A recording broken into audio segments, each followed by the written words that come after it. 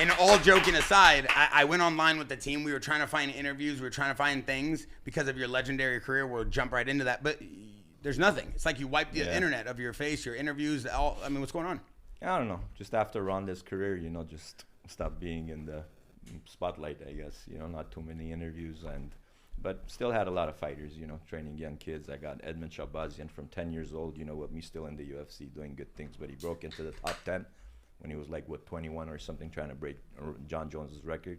So we did good, We got kids from young age that, I trained and got in there. So that is more, I'm more happy with that, instead of having fighters that are already established and, had a career like Jake Ellenberger, Travis Brown. They came to me, with, of course, coming off of losses, and it's way different, than training somebody from zero, from ground up, 10 years old, and making it into the UFC. So we did pretty well.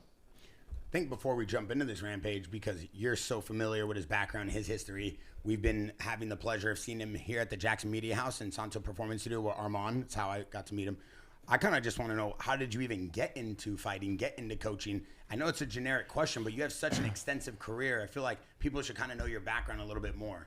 Yeah, I think in Armenia it was so big, Bruce Lee posters, everybody collecting Bruce Lee posters. It's either soccer or fighting. So fighting on the streets, and then coming to the States in '89 when I was 8, just to keep fighting, Armenians came, and a lot of Latinos. Now we're brothers and friends, all the Southsiders together. But back in the days, we used to bang it out every day out on the street. So we had to do martial arts. So I got into martial arts and started training and did Sanda Wushu, which is like the Chinese martial arts, what Kung Lee and all those guys did. So started with that, then got into boxing, kickboxing, and Muay Thai was, of course, the professional league in United States. So I fought, professionally as a Thai boxer. And then at 16, my coach opened up another gym in North Hollywood.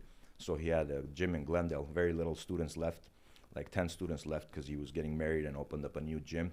And there was another coach there. Basically, he opened up his own gym.